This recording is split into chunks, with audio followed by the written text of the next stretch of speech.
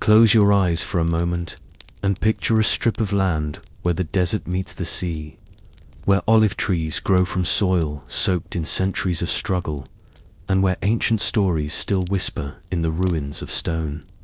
This is Gaza, this is Israel, a land so small on the map, yet so vast in the hearts and memories of billions. For Jews, it is the promised homeland, the place of prophets, temples, and an unbroken longing that stretched across 2,000 years of exile. For Palestinians, it is the cherished soil of their ancestors, the land of villages, harvests, and prayers called out from minarets at dawn. Two peoples, bound to the same earth, each with a story that runs deep into the roots of history. Why does this place matter to the world? Because here history is not just written, it is lived, day after day, in streets that have seen empires rise and fall. Because Jerusalem, Gaza, and the West Bank are names that echo not only in the Middle East, but in churches, mosques, and synagogues around the world. And because what happens here, between rockets and peace talks, walls and bridges, reverberates far beyond its borders, stirring politics, faith, and conscience across the globe. The Gaza-Israel conflict is not just about territory. It is about memory. It is about identity. It is about the human desire to belong, to be safe, and to call a piece of land home. And that is why this story, painful, complicated, and unfinished, is a story the world keeps turning back to.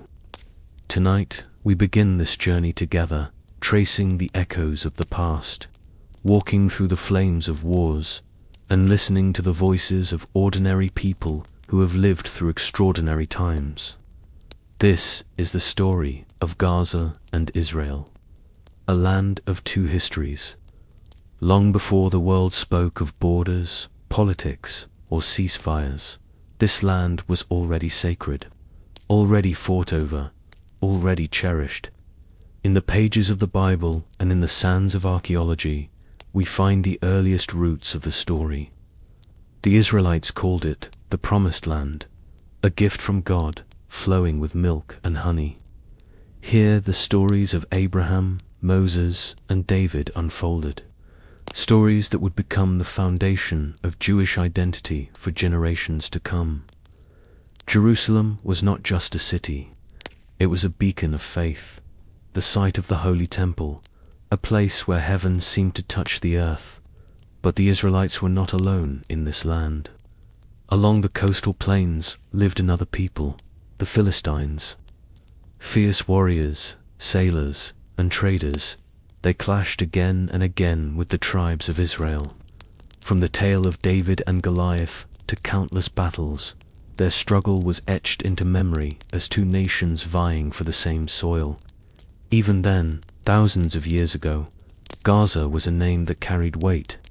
Gaza was one of the Philistines' 5 great cities, a crossroads of trade and power.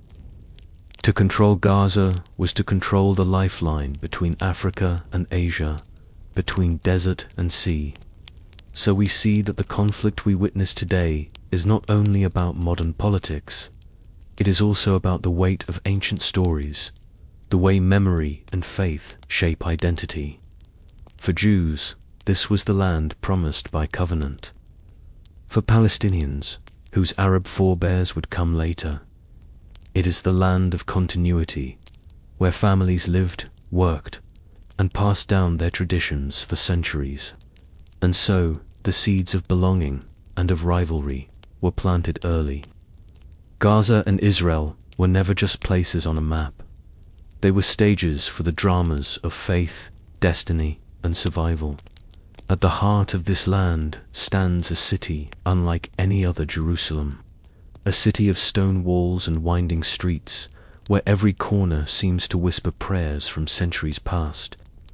To Jews, Christians, and Muslims alike, it is a sacred place, a spiritual compass that has guided millions across time. The story of Jerusalem begins with King David, who made it the capital of ancient Israel. His son, Solomon, built the first temple, a grand sanctuary where the Ark of the Covenant was said to rest. For generations, pilgrims journeyed from distant lands to worship there, bringing offerings, hopes, and tears. Jerusalem was not just a city, it was the beating heart of Jewish faith.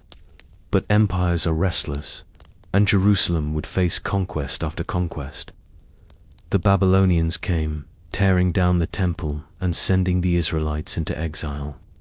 Years later, the Persians allowed them to return and rebuild, raising what became the Second Temple. Hope was renewed, though shadows lingered.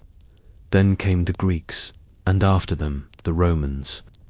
With each empire, Jerusalem's identity was reshaped, its people caught between resilience and resistance.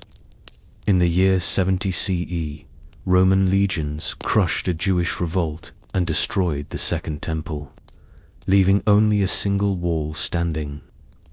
That wall, today known as the Western Wall, became the most sacred site of Jewish prayer, a reminder of loss, but also of endurance. And yet, Jerusalem was not only a Jewish city.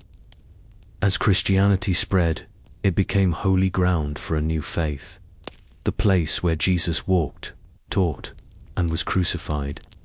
Later still, with the rise of Islam, it became the site of the Al-Aqsa Mosque, a revered sanctuary for Muslims. So Jerusalem grew into a city of many faiths, one land claimed by different hearts, each believing it holds the divine key. And because of this, Jerusalem has been loved fiercely, fought over bitterly, and never forgotten. Tonight, as we drift further into the story, we see how the city at the center of the world became both a beacon of hope and a spark of conflict. Jerusalem, eternal, sacred, and contested, stands as a symbol of why this land matters beyond its borders. When the Second Temple fell under Roman fire in the year 70 CE, Jerusalem's walls crumbled, but something else began: the long wandering of the Jewish people, driven from their homeland, scattered across continents. They entered what would be called the diaspora, centuries of exile, longing and survival far from the land they once called their own. In the bustling markets of North Africa, in the villages of Eastern Europe, and in the deserts of the Middle East, Jewish communities took root. They built synagogues, studied Torah, and taught their children the stories of Abraham, Moses, and Jerusalem. But no matter how far they traveled, their prayers turned eastward. At every Passover table, one phrase echoed through generations: "Next year in Jerusalem." Yet exile was not only about longing, it was about enduring hardship. Across centuries, Jews faced persecution, discrimination, and waves of violence. From medieval expulsions in Europe to pogroms in Russia, their safety was fragile. They were often strangers in lands they had lived in for centuries. And still they survived, clinging to memory, to faith, and to the dream of return. Meanwhile, in Palestine itself, Arab communities lived and worked, tied to the land through farming, trade, and family lineage. Life went on under changing rulers: Byzantine, Islamic, Crusader, Ottoman, but the bond to the soil remained. For them, this was home. For Jews, it was a memory. Thus, two parallel stories unfolded: one of a people dispersed but dreaming of return, and one of a people rooted in the land across generations. When their paths would cross again, centuries later, the collision of memory and reality would set the stage for conflict. The diaspora was long, filled with suffering and endurance, but also with hope. And hope is a powerful thing. It can keep a people alive, but it can also ignite powerful struggles when dreams meet the weight of history. Centuries rolled on, and the land of Palestine did not stand still. Empires came and went, each leaving its mark on the soil, the stones, and the souls who lived there. After the Romans and Byzantines, a new faith was born in the deserts of Arabia, Islam, and with it came a new chapter in the story of this land. In the 7th century, Arab armies swept across the Middle East, bringing Islam with them. When they reached Jerusalem, they found a city still scarred by centuries of conquest, yet alive with faith. Under the Caliph Umar ibn al-Khattab, Muslims took the city peacefully, and in time, Jerusalem gained a sacred place in Islam's heart. Upon the Temple Mount rose the golden dome of the rock and, nearby, the Al-Aqsa Mosque, making the city the third holiest site in Islam. For centuries, Muslim rulers governed the land. Farmers tilled the soil. Traders passed through on their way to Damascus, Cairo, and beyond, and pilgrims from all three Abrahamic faiths, Jews, Christians, and Muslims, walked Jerusalem streets. Life was not without hardship, but compared to what would come later, these centuries often saw a fragile coexistence. Then came the Crusaders from Europe, knights in steel and crosses on their shields, seizing Jerusalem in the name of Christ. Blood stained the holy city, and for nearly 2 centuries, war raged between Crusaders and Muslim forces until Saladin, the famed Muslim leader, reclaimed the city in 1187. Again, the balance shifted, and Jerusalem returned to Muslim rule. Finally, in the 16th century, a vast new power rose, the Ottoman Empire. For 400 years, Palestine was a province under Ottoman control. The Ottomans built roads, markets, and mosques, and they collected taxes from villages scattered across hills and plains. Gaza was a bustling port, linking trade routes between Africa and Asia, while Jerusalem remained a center of faith. Under Ottoman rule, diverse communities lived side by side, Jews in small quarters, Christians in churches, and Muslims forming the majority. Life was shaped by empire, but also by local traditions that tied people to the land. And yet, as centuries passed, winds of change gathered in Europe. New ideas of nationalism, new migrations, and new ambitions would soon shake this quiet balance. The land that had seen so many empires was about to enter a modern age, one that would bring both promise and turmoil. The world shifted in the early 20th century, and with it, the fate of Palestine. The Ottoman Empire, which had ruled the region for 400 years, was collapsing under the weight of World War I. In its place, new powers rose, carving up the Middle East like lines on a map. Among them was Great Britain, which gained control over Palestine. This period would be known as the British Mandate. At first, for many, the British arrival promised order and modernization. Roads were built, railways expanded, and new forms of administration took shape. But beneath the surface, tensions grew. Britain had made promises, and not all of them could be kept. To the Arabs of Palestine, Britain had hinted at independence if they supported the fight against the Ottomans. To the Jews, Britain issued the Balfour Declaration of 1917, which expressed support for a national home for the Jewish people in Palestine. 2 promises, 2 peoples, and 1 land, a recipe for conflict. As Jewish immigrants began to arrive, many fleeing persecution in Europe, Arab communities worried. They feared losing their land, their livelihoods, and their future. Protests broke out, sometimes turning violent. British soldiers found themselves not as peacemakers, but as rulers caught between 2 rising national movements. In Jerusalem, the sacred city, divisions deepened. Each group, Jews, Arabs, Christians, looked to the British authorities with mistrust, believing their dreams of self-determination were being ignored or betrayed. The Mandate years were a time of transformation. Cities grew, new schools opened, and modern life crept into villages. But the shadow of conflict lengthened. Two peoples, each with deep ties to the land, each promised a future, yet both trapped in a tangle of colonial politics. The British mandate was meant to prepare the land for independence. Instead, it became the stage on which the seeds of a far greater struggle were sown. In November of 1917, as the First World War raged across Europe, a single letter was written that would change the course of history in the Middle East. It was short, less than 70 words, but its echo has lasted for generations. This was the Balfour Declaration, addressed to Lord Rothschild, a leader in the Jewish community. The letter came from Britain's Foreign Secretary, Arthur Balfour. It declared that His Majesty's government supported the establishment of a national home for the Jewish people in Palestine. For Jews, scattered across the world and weary from centuries of persecution, it was a spark of hope, a dream finally finding official recognition. But hope for one people was fear for another. For the Arabs living in Palestine, this declaration felt like a betrayal.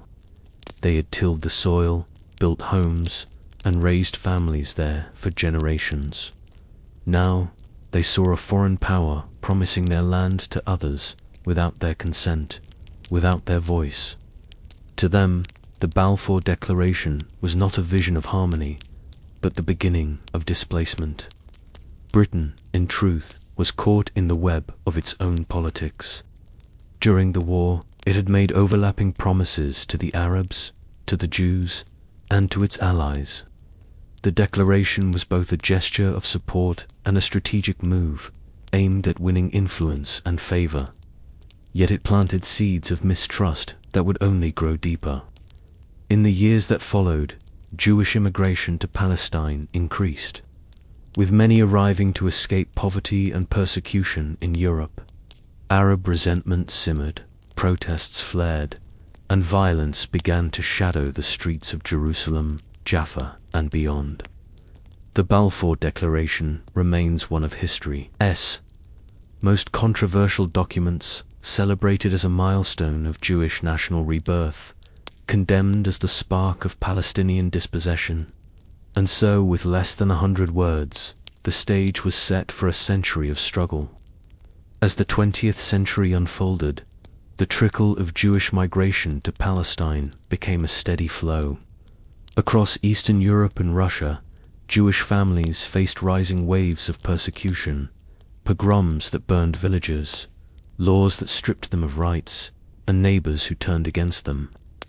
For many, the promise of a homeland in Palestine was not only a dream, but a necessity for survival. Ships carried them across the Mediterranean. Some arrived legally under British permits, others slipped in secretly, guided by determination and desperation. They brought with them languages, traditions, and hopes of starting anew. In the orchards of Jaffa and the fields of Galilee, Jewish settlers planted orange groves, built kibbutzim, communal farms, and raised towns from bare earth. But every arrival also deepened tensions. Palestinian Arabs watched with growing unease as land sales and new settlements multiplied. What to the Jewish newcomers felt like rebirth, to the Arab families felt like loss of land, of livelihood, of future security. Then came the darkest chapter of all, the Holocaust, from 1941 to 1945. Nazi Germany carried out the systematic murder of 6 million Jews. Survivors emerged from the ashes of Europe with nowhere to go, haunted by memories of ghettos and gas chambers. For them, Palestine was more than a dream. It was a lifeline. The world, shaken by the horrors of the Holocaust, began to view the Jewish demand for a homeland with new sympathy. But sympathy for one people deepened the fears of another. Palestinian Arabs, already anxious, saw waves of desperate survivors arriving on their shores, changing the balance of their land forever. By the mid-20th century, Palestine was no longer a quiet province. It had become the focus of two peoples, each with a claim, each with a wound, and each with a hope too powerful to ignore. The world was watching, and soon the question of this land would no longer be confined to its borders. It would demand an answer from nations across the globe.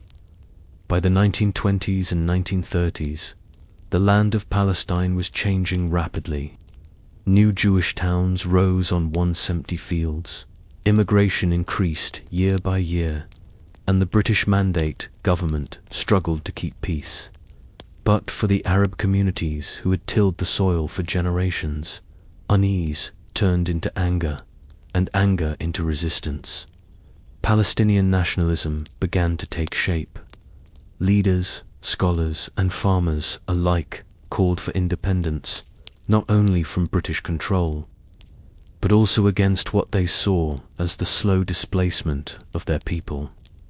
Meetings in mosques and village squares grew into demonstrations, and demonstrations often turned violent. The most dramatic moment came in 1936, when a full-scale Arab revolt erupted. For 3 years, Palestinians waged strikes, protests, and guerrilla attacks against British forces and Jewish settlements. The revolt was fueled by fear of losing land, of losing identity, of being pushed aside in their own home. Britain responded with force. Soldiers patrolled the streets of Jerusalem and Tel Aviv, while planes bombed rebel strongholds in the hills. Hundreds of Arab leaders were imprisoned or exiled.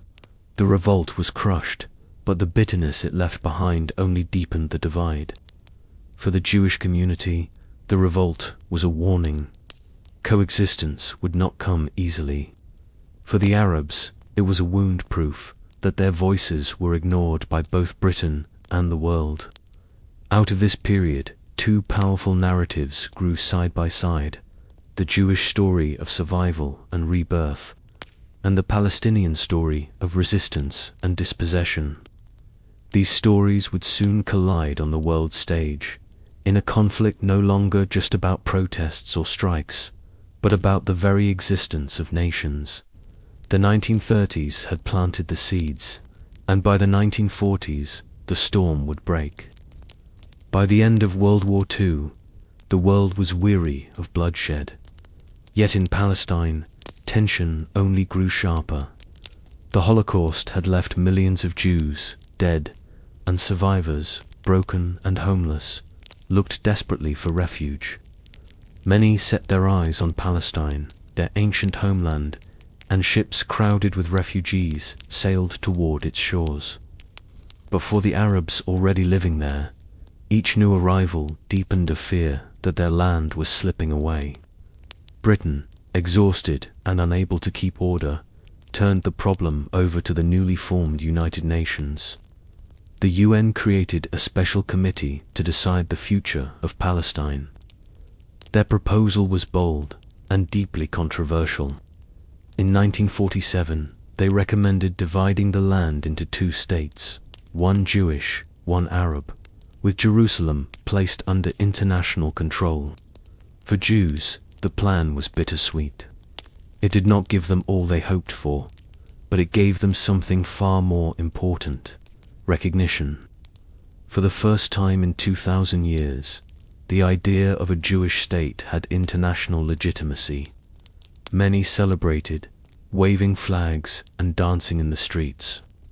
For Palestinians, however, the plan was devastating. Though they made up the majority population, they were assigned less than half the land, much of it arid and poor. To them, it was an unjust bargain made by foreign powers, one that ignored their right to self-determination. Protests broke out across the land, fueled by anger and disbelief. The world hoped the partition might bring peace. Instead, it lit the fuse of war. Violence erupted almost immediately between Jewish and Arab militias. Villages turned into battlegrounds, and neighbors into enemies. The UN partition plan was meant to create two nations side by side. But in reality, it deepened mistrust and set the stage for one of the bloodiest chapters in the region's history. The War of 1948. On May 14, 1948, a declaration echoed across the world. David Ben-Gurion, surrounded by Jewish leaders in Tel Aviv, proclaimed the birth of the State of Israel. For Jews, it was a moment of triumph, the fulfillment of ancient longing, a homeland reborn after centuries of exile and the horrors of the Holocaust, streets filled with dancing, tears, and hope.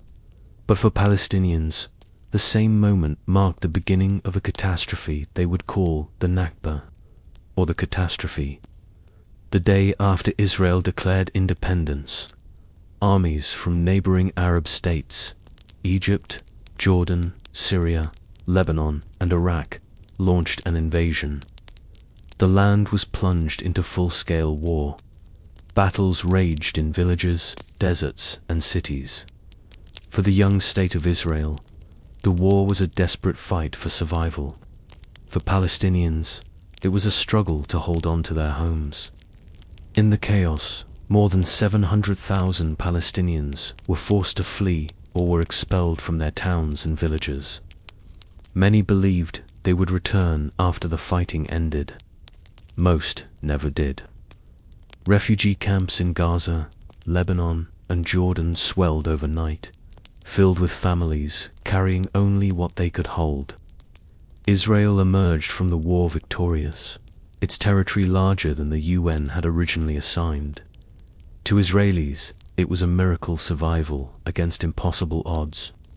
To Palestinians, it was the beginning of exile, a wound passed down through generations. The War of 1948 was not just about borders. It was about identity, memory, and loss. For one people, it was independence. For the other, dispossession. Two narratives were born side by side, each etched deeply into the hearts of those who lived through it. The echoes of 1948 still shape the conflict today. The joy of Israel's independence and the grief of the Nakba remain living memories, carried in songs, stories, and the names of lost villages. And so, from its very birth, the modern state of Israel was tied to both celebration and tragedy. A land gained, a land lost. When the guns of 1948 finally fell silent, the war had left behind more than broken cities and redrawn borders. It had scattered lives. Villages once filled with laughter and harvests now stood empty, their homes abandoned, their names remembered only in memory. For more than 700,000 Palestinians, exile became the new reality. Many fled to the nearest haven they could find. Gaza, a narrow strip of land along the Mediterranean, swelled overnight with refugees. Families crowded into tents made of canvas and wood, believing they would return home within weeks. Weeks became months, and months became years. The camps hardened into permanent settlements, places where children were born, grew up, and grew old without ever seeing the villages their parents once called home. Life in the camps was harsh. Food and water were scarce, and sanitation poor. The United Nations stepped in, creating UNRWA, the Relief and Works Agency, to provide aid, education, and basic health care. Yet even with this support, life was marked by poverty, overcrowding, and uncertainty. But the camps were more than just shelters. They became schools of memory. Parents told their children stories of the orchards, markets, and homes they had left behind. Keys to lost houses were kept like sacred relics, passed down through generations. The idea of return became more than hope. It became identity. In Gaza, Lebanon, Syria, and Jordan, the refugee camps stood as living reminders of the Nakba for Israel, They symbolized an unresolved problem, the fear that allowing return would threaten the very existence of the Jewish state. For Palestinians, they were symbols of injustice, proof that their homeland had been taken. The story of the refugee camps is not just about loss.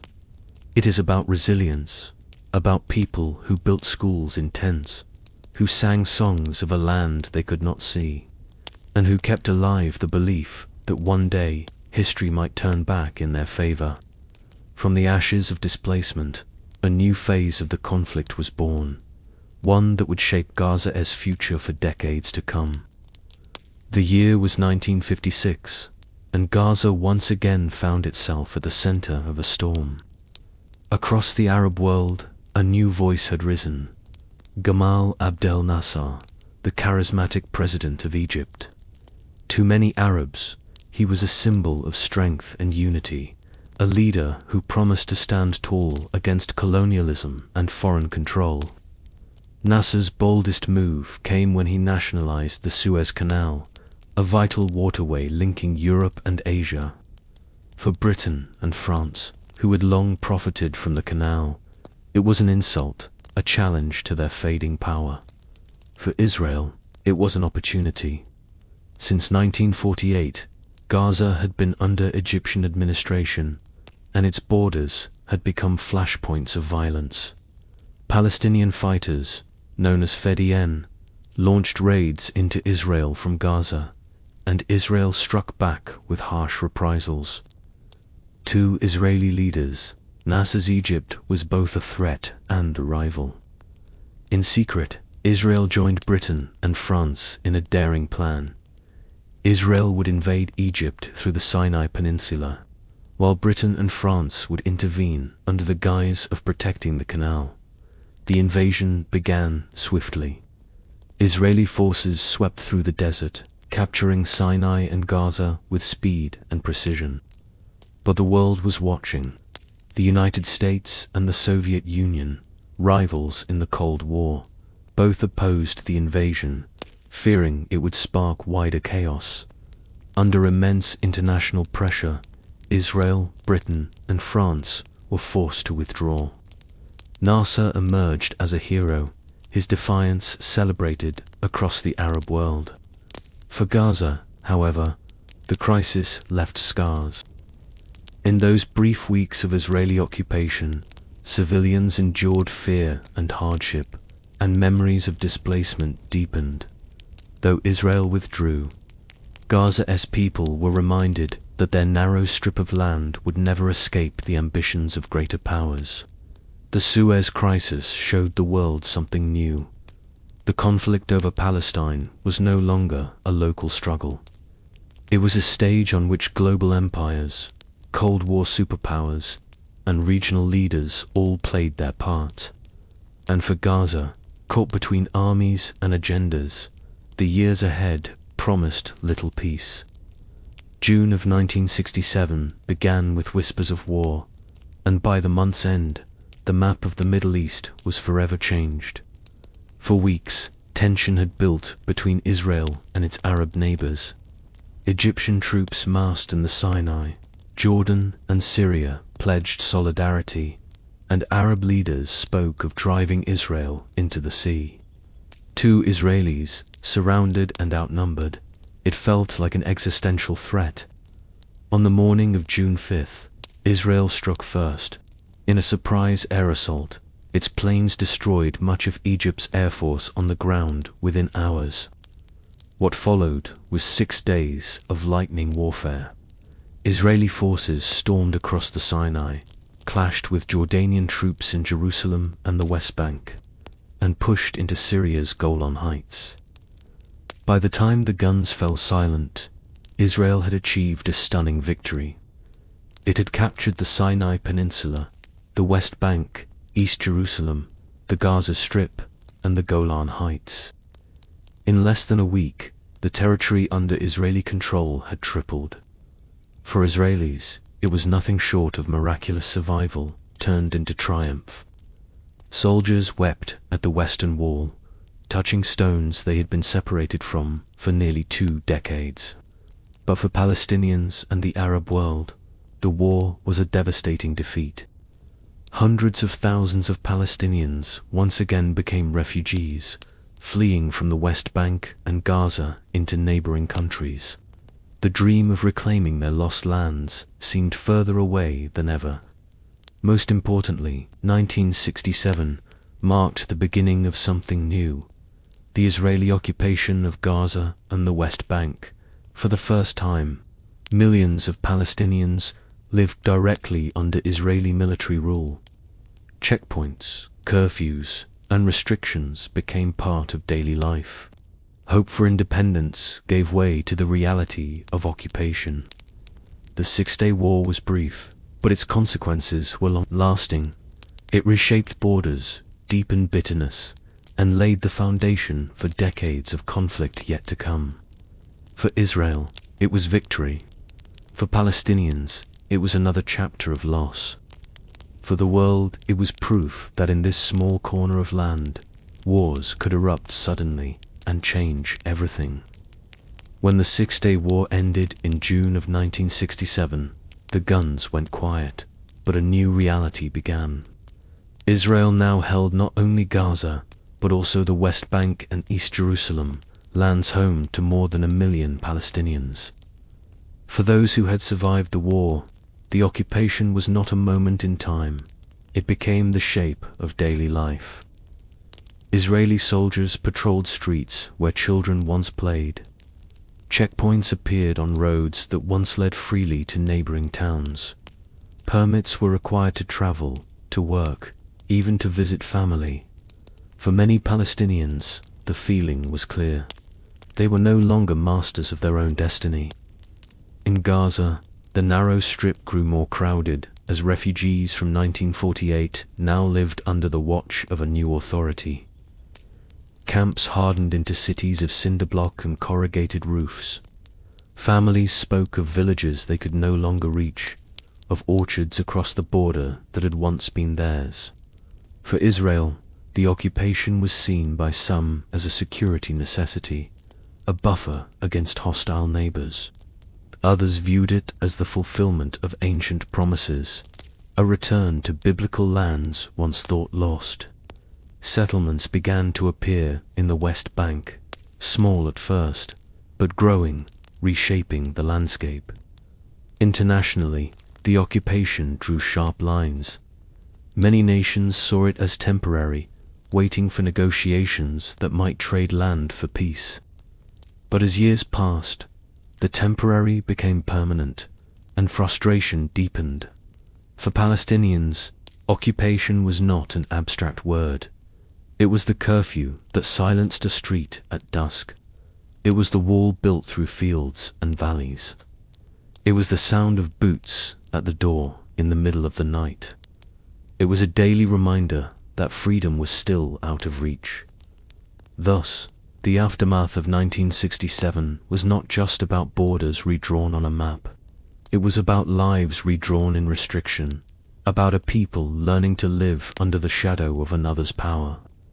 The story of occupation would define Gaza and the West Bank for decades to come, fueling resistance, shaping identity, and ensuring that the conflict did not fade, but instead grew deeper with time. Out of the shadows of displacement and occupation, a new voice began to rise, one that promised to give Palestinians not only a banner to rally under, but also a way to fight back. In 1964, the Palestine Liberation Organization, or PLO, was born. At first, the PLO was little more than a coalition of Arab-backed groups, more symbolic than powerful. But soon, it would be transformed by a man whose name would become inseparable from the Palestinian struggle, Yasser Arafat. A small man with a keffiyeh draped across his shoulder, Arafat carried himself with the presence of a general. Charismatic, tireless, and uncompromising, he turned the PLO into the heart of the Palestinian national movement. For Palestinians living in refugee camps across Gaza, Lebanon, and Jordan, the PLO became more than just politics. It was identity, pride, and the promise that their voices could not be erased. Its armed wing launched guerrilla attacks against Israeli forces and settlements, hoping to shake Israel's sense of security. To many Palestinians, these fighters were freedom fighters, young men who carried not only rifles, but the hopes of a dispossessed people. But to Israelis, they were terrorists, threats to civilians, hijackers of planes, and orchestrators of deadly attacks. Each side spoke a different language about the same men. The PLO was not only about weapons, it carried the Palestinian cause to the world stage. Arafat traveled from one capital to another, bringing the story of the refugees, the camps, and the dream of return to leaders who had once looked away. In 1974, he stood at the podium of the United Nations and declared, "I have come bearing an olive branch and a freedom fighter's gun. Do not let the olive branch fall from my hand." The rise of the PLO gave Palestinians a united front, but it also drew them into new conflicts. Host governments grew wary of its power, and neighboring countries found themselves entangled in battles not their own. Still, for millions of Palestinians scattered across exile and occupation, the PLO was more than an organization. It was a symbol, a declaration that they were a people, that they had a cause, and that they would not be forgotten. By the late 1960s, the PLO had grown into more than an organization. It had become a state within a state. In Jordan, where hundreds of thousands of Palestinian refugees lived after 1948 and 1967, armed groups operated openly, challenging not only Israel but also the authority of Jordan's King Hussein. Tensions rose quickly. Guerrilla fighters launched raids into Israel from Jordanian soil, inviting harsh Israeli reprisals. In the streets of Amman and other cities, checkpoints and gunmen gave the uneasy sense that two governments were competing for control, the Hashemite monarchy and the Palestinian resistance. By September 1970, the fragile balance snapped. After a series of hijackings by Palestinian militants brought international attention and pressure, King Hussein moved to reassert control. Jordanian tanks rolled into refugee camps and cities, clashing with Palestinian fighters in what became known as Black September. The fighting was brutal. Thousands of Palestinians were killed, and the PLO leadership was forced to flee Jordan. Arafat and his fighters moved their base of operations to Lebanon, carrying their struggle with them. The expulsion was a painful reminder that Palestinians were not only at odds with Israel, but sometimes with their Arab neighbors as well. The fallout of Black September rippled far beyond Jordan. It left deep scars between Palestinians and Jordanians, scars that would take decades to heal. It also hardened Palestinian resolve. To many, the tragedy was proof that they could rely on no one but themselves. From this moment, the Palestinian struggle became more global, spilling into neighboring Lebanon, drawing in other Arab states, and keeping the conflict firmly in the world's view. Black September was not just a battle lost, it was a turning point, one that showed how the Palestinian fight for identity and homeland could unsettle entire nations, reshaping the politics of the Middle East. On October 6, 1973, as the Jewish people observed Yom Kippur, the holiest day of their calendar, silence fell across Israel. Synagogues were full, businesses were closed, and the nation was at rest. It was then, in that moment of stillness, that war returned. Egypt and Syria launched a coordinated surprise attack. Egyptian forces stormed across the Suez Canal, breaking through the formidable Bar-Lev line of defenses in the Sinai. To the north, Syrian tanks poured onto the Golan Heights. For Israel, the shock was total. Soldiers were unprepared, reserves were uncalled, and the nation felt vulnerable in a way it had not since 1948. For Egyptians, this was more than a military strike. It was a chance to reclaim dignity lost in the crushing defeat of 1967. Arab nations rallied behind Egypt and Syria, sending aid and support. For a brief moment, it seemed as though Israel might collapse under the pressure, but resilience soon showed. Within days, Israeli forces regrouped, reinforcements arrived, and counterattacks began. On the Golan Heights, Israeli troops pushed back the Syrians. In the Sinai, they crossed the canal themselves, encircling the Egyptian Third Army. By the war's end, Israel had turned the tide, though at heavy cost in lives. The Yom Kippur War reshaped the region. For Israel, it was a sobering reminder that survival could never be taken for granted, no matter how strong its army seemed. For Egypt, even in military setback, the early successes restored pride and opened the path to diplomacy. The war also drew in the world. The United States and the Soviet Union, backing different sides, came dangerously close to confrontation. The Arab oil-producing nations declared an embargo, sending shockwaves through the global economy. Though the war lasted less than 3 weeks, its legacy endured. It proved that Arab unity, even if brief, could shake Israel's security, and it paved the way for something unexpected: peace between enemies. From the deserts of Sinai to the mountains of the Golan, the Yom Kippur War was a reminder. In this land, even a single holy day could change the course of history. The guns of the Yom Kippur War fell silent in late 1973, but its echoes lingered. Both Israel and Egypt had tasted victory and loss, and both understood that endless war carried unbearable costs. Out of that realization came a moment few believed possible: peace between sworn enemies. In 1978, under the watchful eye of US President Jimmy Carter, Egyptian President Anwar Sadat, and Israeli Prime Minister Menachem Begin met at Camp David, a quiet retreat in the American countryside. For 13 tense days, they debated, argued, and struggled. Yet in the end, they signed an agreement that stunned the world. The Camp David Accords.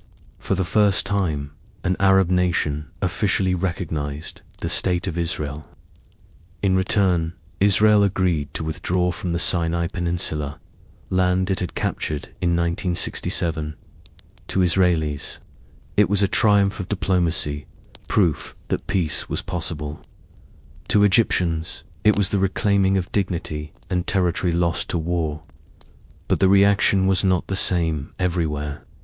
Across the Arab world, many saw Sadat's move as betrayal. The Palestinian cause, they felt, had been pushed aside. While Egypt made peace, Gaza and the West Bank remained under occupation, their people still waiting for freedom. Sadat himself would pay with his life. In 1981, he was assassinated by extremists who saw his peace as treason. For Gaza, the Camp David Accords marked a moment of disillusionment. The Strip remained under Israel's control, crowded with refugees and restless under occupation. As Egypt stepped out of the conflict, Palestinians felt more isolated, left to struggle on their own. And yet, the Accords planted a seed. They showed that even the bitterest of enemies could one day sit at the same table. They proved that war was not the only language the region could speak. Peace with Egypt did not end the wider conflict, but it opened a door, a fragile, narrow door, toward a different kind of future. After being forced out of Jordan in the wake of Black September, the PLO and its fighters sought a new base. They found it in Lebanon, a country already fragile with divisions of its own. From refugee camps around Beirut and southern Lebanon, Palestinian groups launched raids and rocket attacks into northern Israel. For them, the fight had simply shifted location. But for Lebanon, It meant that someone else's war was now being fought on its soil. By the mid-1970s, Lebanon had descended into a brutal civil war, a tangled conflict of sectarian militias, foreign powers, and Palestinian factions. The presence of the PLO made Lebanon both a sanctuary for Palestinians and a target for Israeli strikes. Villages in the south became battlegrounds, and refugee camps swelled with families who had already fled once before. In 1982, Israel launched a full-scale invasion of Lebanon. Its stated goal was to stop rocket attacks and dismantle the PLO's military infrastructure. Israeli tanks rolled north all the way to Beirut, and the world watched as a modern army laid siege to an Arab capital. After weeks of shelling, the PLO leadership, including Yasser Arafat, was forced to evacuate, sailing into exile in Tunisia. But the suffering did not end there. In the chaos, militias allied with Israel carried out massacres in the refugee camps of Sabra and Shatila, killing hundreds, perhaps thousands, of civilians. The images shocked the world, staining Israel's reputation and deepening Palestinian despair. For Palestinians, Lebanon became another chapter in their story of displacement, never fully at home, always caught in someone else's war. For Israel, the invasion showed that even military victories carried heavy costs, both in lives and in moral standing. And for Gaza, though far away, the events in Lebanon carried echoes. The refugee camps there watched closely, seeing in Beirut's ruins a reflection of their own vulnerability. The Palestinian struggle had become global, stretching from Gaza to Jordan to Lebanon. But soon, it would return home again to the streets of Gaza and the West Bank, where ordinary people would rise up in a movement that would change everything. By the late 1980s, 20 years of occupation had left deep scars in Gaza and the West Bank. Life under Israeli rule meant checkpoints, curfews, and restrictions that shaped every part of daily existence. For many Palestinians, despair had become routine. But in December 1987, that despair caught fire, and an uprising began, one that would shake the region and capture the world's attention. It started in Gaza after an Israeli truck collided with a car carrying Palestinian workers, killing 4. Too many, it was not just an accident, it was the spark of pent-up anger. Crowds gathered, protests grew, and soon the unrest spread from Gaza's narrow streets to the towns and refugee camps of the West Bank. This uprising became known as the First Intifada, meaning shaking off. It was unlike anything before.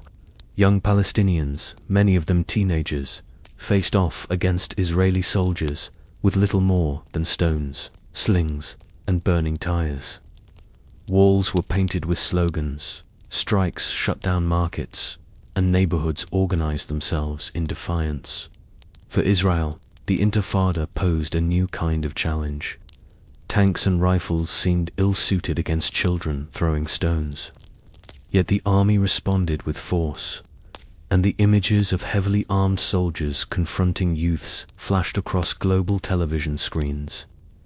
The world began to see the conflict not just as a war between states, but as a struggle of a people under occupation. The Intifada also gave rise to new voices. In Gaza, a group called Hamas emerged, rooted in Islamist ideology and community networks. Unlike the PLO, which was based in exile, Hamas was born in the camps and streets of Gaza itself. Its rise would reshape Palestinian politics in the years ahead. Though it began with stones and protests, the Intifada was more than resistance. It was a declaration that Palestinians, even after decades of displacement and occupation, would not be silent. By the time it ended in the early 1990s, more than 1,000 Palestinians and hundreds of Israelis had lost their lives. Yet out of the blood and the broken glass came something unexpected: the realization that neither side could ignore the other any longer. Talks of peace, once unthinkable, began to take shape. The First Intifada was a cry from the streets of Gaza and the West Bank, a cry that the world could no longer turn away from. The First Intifada had shaken the world. For 6 long years, the images of stones clashing with rifles, and children facing tanks, forced leaders to confront what had once seemed impossible. Israelis and Palestinians had to talk. And so, in the early 1990s, a secret channel of negotiations opened in the quiet city of Oslo, Norway. There, away from the cameras, Israeli and Palestinian representatives met face to face. The talks were fragile, filled with mistrust, but step by step, a breakthrough emerged. In 1993, the world watched in astonishment as Israeli Prime Minister Yitzhak Rabin and PLO Chairman Yasser Arafat shook hands on the White House lawn, with US President Bill Clinton standing between them. It was a moment that many thought they would never live to see. The Oslo Accords laid the foundation for something new: mutual recognition.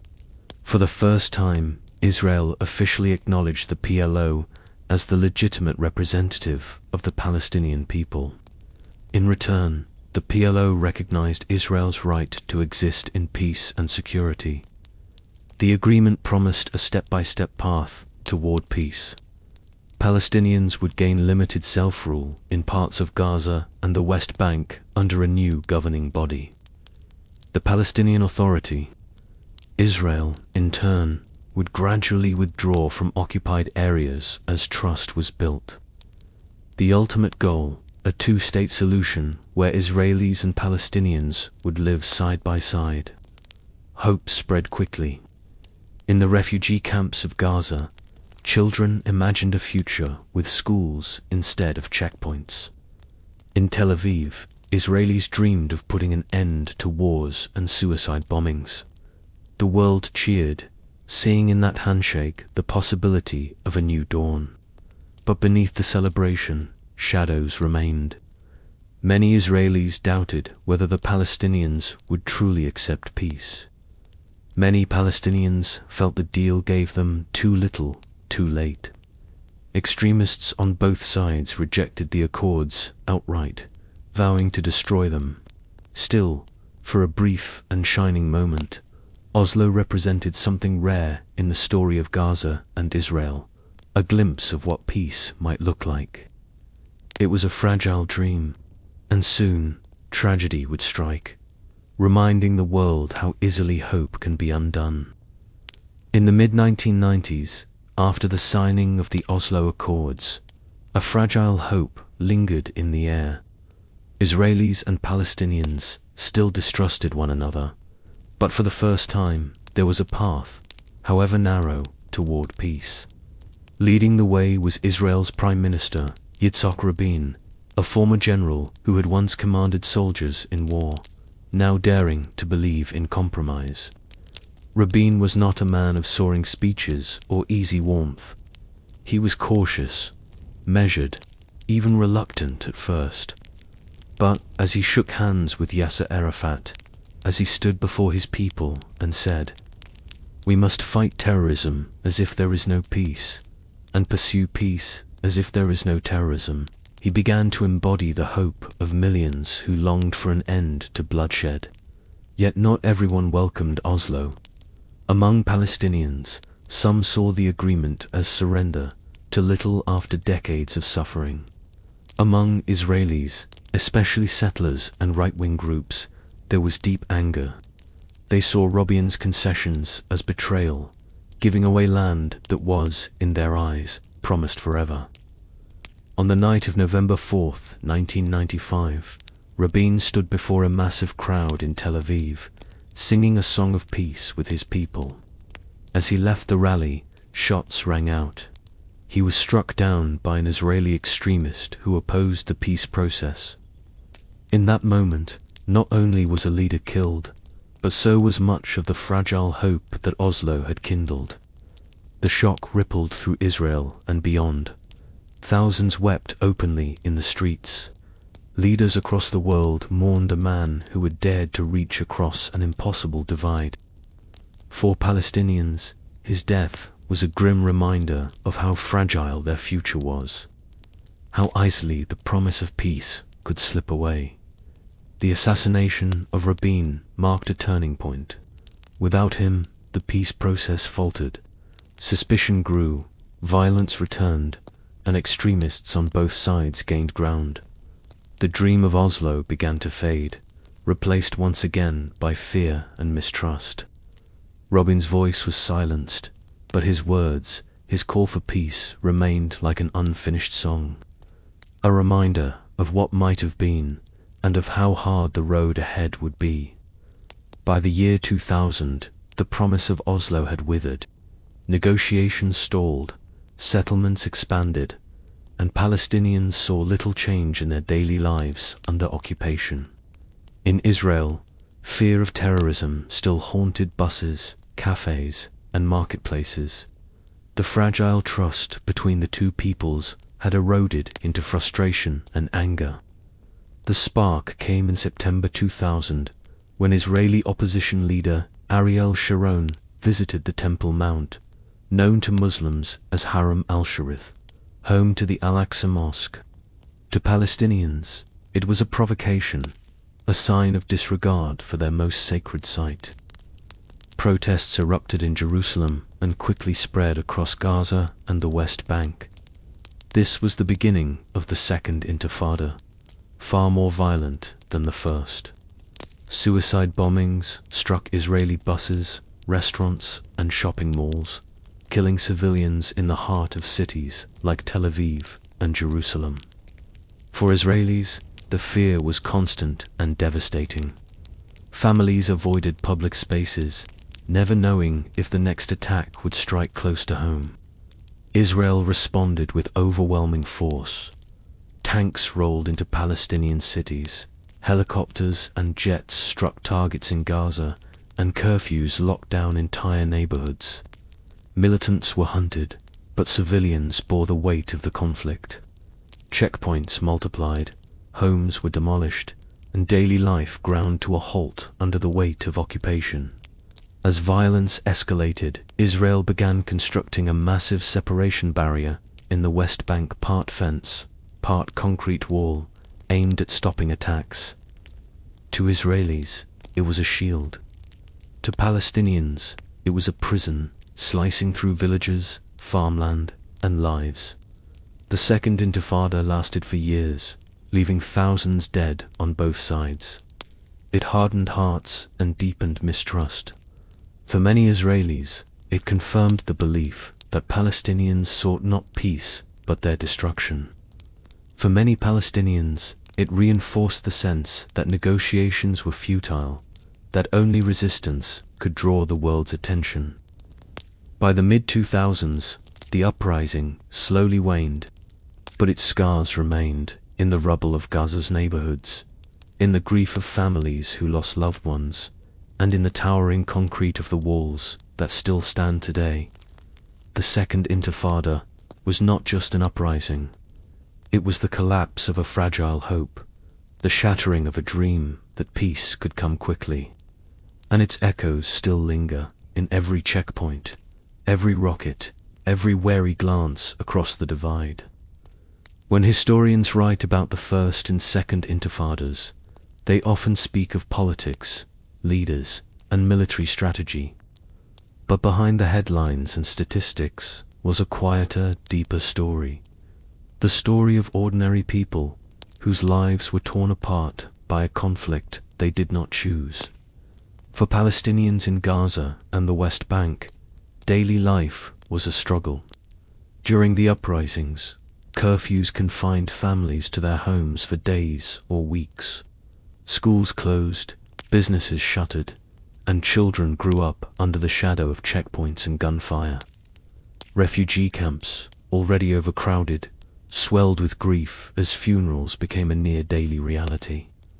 Many young people carried not only stones, but also the weight of hopelessness. For Israelis, The pain was different, but just as real.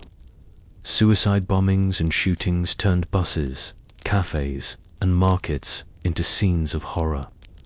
Parents hesitated to send their children to school, fearful of attacks. Entire communities lived with the quiet dread that normal routines, a trip to the grocery store, an evening at a restaurant, could end in tragedy. The numbers tell part of the story: thousands killed, tens of thousands wounded. But numbers alone cannot capture the depth of loss. Behind every statistic was a family, a mother mourning her son, a child growing up without a father, a community marked forever by absence. And the trauma did not end when the uprisings subsided. The echoes of violence lived on in memory, in nightmares, in the way people looked at one another across the divide. The children of the intifadas grew up carrying scars that no ceasefire could erase. The human toll of these years was more than destruction. It was the erosion of trust, the hardening of hearts, and the quiet despair that whispered to many on both sides. Perhaps peace is impossible.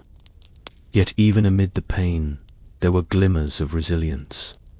Parents told their children stories of peace, hoping to plant seeds of a gentler future. Small groups of Israelis and Palestinians met in secret, determined to keep dialogue alive. These voices were faint, often drowned out by the roar of conflict, but they remained reminders that even in the darkest of times, humanity can endure. The intifadas showed the world the cost of endless cycles of violence, and it is the civilians, the people who never carried a gun, who only longed for safety and dignity, who bore that cost most of all. While the PLO had long been the face of the Palestinian struggle, another movement was quietly taking shape in the streets, mosques, and refugee camps of Gaza. In 1987, at the very start of the First Intifada, a new organization emerged: Hamas. Hamas was born not in exile, but in Gaza itself. Its roots lay in the Muslim Brotherhood, a religious and social movement that had already been active in the region. At first, Hamas focused on community life, running schools, hospitals, and charities that served ordinary families. In a place where poverty was widespread and trust in political leaders was fragile, Hamas built loyalty through service. But Hamas was more than a social movement. It was also an armed resistance group, committed to the fight against Israeli occupation. Its charter called not only for the liberation of Palestine, but also for the creation of an Islamic state in its place. Unlike the PLO, which had begun to talk of negotiation, Hamas rejected compromise. For its followers, resistance was both a duty and a faith. As the years passed, Hamas grew stronger. Its fighters carried out attacks against Israeli soldiers and civilians, including suicide bombings that struck fear deep into Israeli cities. Too many Palestinians, especially in Gaza, Hamas was seen as a force of defiance, a voice uncorrupted by the failures of Oslo or the compromises of the PLO. But to Israel and much of the international community, Hamas became synonymous with terrorism. The divide between Hamas and the PLO would soon grow into a political split. In the elections of 2006, Hamas stunned the world by winning a majority in the Palestinian parliament, defeating the long-dominant Fatah party of Yasser Arafat's legacy. For the first time, Hamas was not only a movement of resistance, it was a government. This shift would plunge Palestinian politics into turmoil, splitting Gaza and the West Bank into rival spheres of power. But in its early years, the rise of Hamas was about something simpler: the promise of dignity, the rejection of compromise, and the belief that a people long under occupation could still shape their own destiny. Hamas' rise marked the beginning of a new era, one where the conflict would no longer be fought only between Israelis and Palestinians, but also among Palestinians themselves.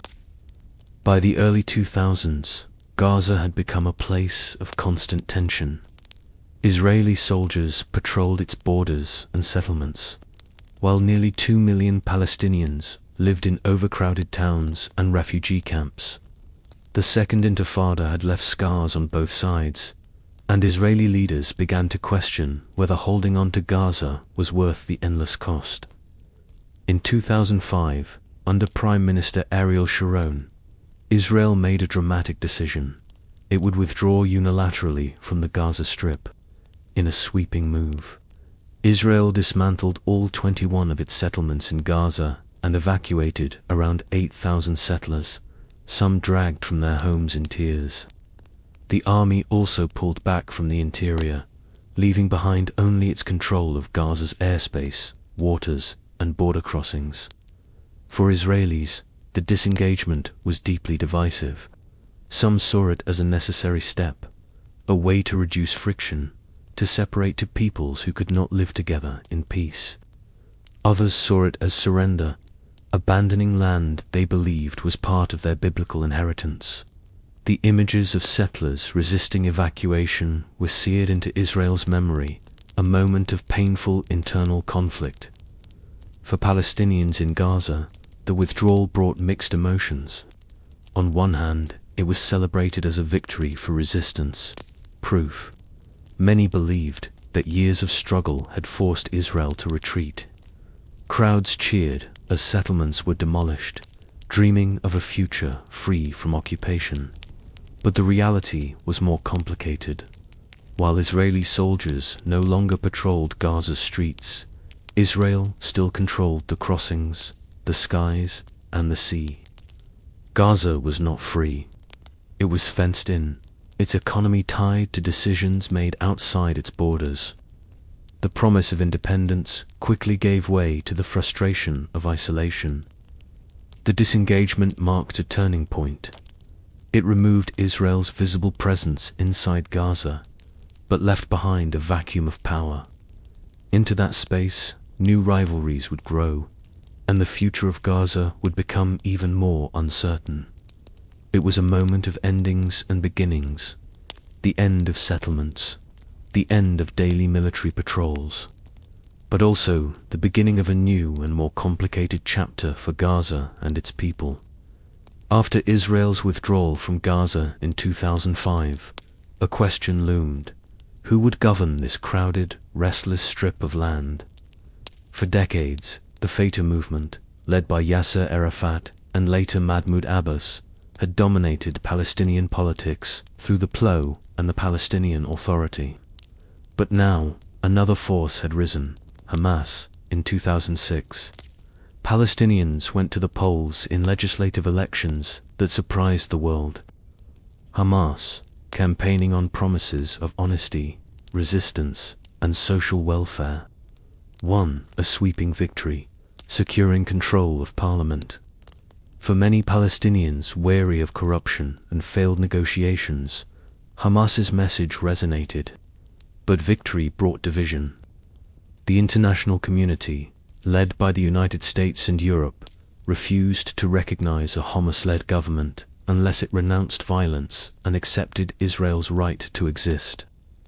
Hamas refused, and sanctions soon followed, cutting off much-needed funds.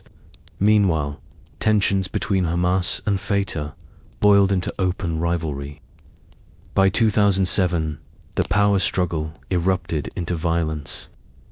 In a brief but bloody conflict, Hamas fighters seized control of Gaza, driving out Fatah loyalists. The Palestinian Authority, led by Fatah, retreated to the West Bank, leaving Gaza entirely under Hamas rule. The split was devastating for Palestinians. What had once been a unified national movement fractured into two rival governments, one in Gaza, one in the West Bank. Families divided by politics, neighbors turned against neighbors, and the dream of unity grew dimmer. For Israel, the rise of Hamas in Gaza meant a new reality, a hostile government on its border, armed and openly committed to resistance. For ordinary Palestinians, it meant life under a government that combined social services with strict rule, but also a future clouded by conflict and isolation. The elections and their aftermath were more than just politics. They were the moment when Gaza's fate diverged sharply from the West Bank's, setting the stage for years of blockade, wars, and suffering. Gaza had a government of its own, but instead of freedom, it found itself more cut off than ever. When Hamas seized control of Gaza in 2007, the world responded swiftly. Israel, citing security concerns, imposed a strict blockade on the Strip. Egypt, too, tightened its border, fearing instability spilling into the Sinai. What followed was not only political isolation, but also the slow suffocation of daily life for nearly 2 million people. Goods that once flowed freely into Gaza now faced restrictions. Construction materials, fuel, medicine, even basic supplies were tightly controlled. Exports nearly vanished. Fishermen found their boats confined by naval limits. Farmers saw their fields cut by buffer zones. And young people discovered that opportunities outside Gaza's borders had slipped beyond reach. Electricity became scarce, often flickering on for only a few hours each day. Clean water grew harder to find, schools crumbled from lack of resources, and hospitals struggled to treat the sick with dwindling medicine. For many families, survival became a constant calculation. How to stretch food, how to endure the heat without power, how to live when life itself seemed fenced in. The blockade was meant to weaken Hamas, to pressure its leaders by tightening the grip on Gaza's economy. But its harshest weight fell not on politicians, but on ordinary civilians. Children grew up knowing little beyond shortages, queues, and the hum of generators. Entire generations learned what it meant to live in isolation, connected to the world only through television screens and fading hope. Yet even under blockade, Gaza endured. Markets adapted, tunnels beneath the border with Egypt smuggled in goods, and families leaned on one another. Amid hardship, life continued, weddings, births, prayers, and the stubborn persistence of daily routines. For Israel, the blockade was framed as a shield, a way to limit the weapons and rockets smuggled into Gaza. For Palestinians, it was collective punishment, a slow squeeze that punished the many for the actions of the few. The blockade did not bring peace. Instead, it deepened despair and sharpened anger. And soon, Gaza's isolation would ignite into open war. By the end of 2008, Gaza had been under blockade for more than a year. Shortages of fuel, food, and medicine strained daily life, while rockets fired by militant groups from Gaza landed in southern Israel, spreading fear among civilians. Each side blamed the other, and in December, the fragile calm finally shattered. On December 27, 2008, Israel launched Operation Cast Lead, a 3-week military offensive against Hamas in Gaza. The campaign began with a massive air assault. In the first minutes, waves of Israeli jets struck police stations, offices, and training camps. Hundreds were killed in a single day. Smoke rose across Gaza's skyline, and the world watched in shock. Soon after, Israeli ground troops entered the Strip. Tanks rumbled through neighborhoods, soldiers moved from house to house, and artillery shells rained down. Israel said its goal was clear: to stop rocket fire and weaken Hamas's military capacity. But for civilians, the reality was devastation. Homes collapsed, schools and mosques were destroyed, and hospitals overflowed with the wounded. By the time the offensive ended in January 2009, more than 1,000 Palestinians had been killed, many of them civilians. 13 Israelis lost their lives, including soldiers and civilians caught by rocket attacks. The numbers told a story of imbalance. Gaza's narrow streets bore the brunt of the war. The aftermath was haunting. Families returned to rubble where their homes once stood. Children carried memories of nights filled with explosions, of loved ones buried under debris. The blockade tightened once more, leaving reconstruction slow and painful. For Israel, Operation Cast Lead was framed as self-defense, a necessary step against relentless rockets. For Palestinians, it was remembered as a massacre, the beginning of a cycle of wars that would return again and again in the years to come. Operation Cast Lead marked a grim milestone. It showed the world that Gaza's wars would not be brief skirmishes, but massive assaults, leaving entire neighborhoods scarred. And it left behind a truth that still hangs over Gaza and Israel alike in this land. Wars may end on paper, but their echoes linger in the hearts of those who survive. For years after Operation Cast Lead, Gaza was still under blockade, its people struggling to rebuild homes and lives. But the cycle of rockets and retaliation had not ended. Tensions simmered, and in November 2012, they erupted once again in a new round of conflict known as Operation Pillar of Defense. The spark came when Israel targeted and killed Ahmed Jabari, the military commander of Hamas. His death sent shockwaves through Gaza, where he was seen as a symbol of resistance. Almost immediately, militants launched rockets deeper into Israel than ever before, reaching the city of Tel Aviv and even Jerusalem. For Israelis, the strikes brought a chilling realization. No place felt safe. Israel responded with a week of relentless airstrikes. Government buildings, weapons depots, and rocket launch sites were hit, but so too were homes and crowded neighborhoods. Gaza's skyline once again filled with smoke, and families huddled in the dark as explosions lit the night. For the first time, the world saw the Iron Dome missile defense system in action.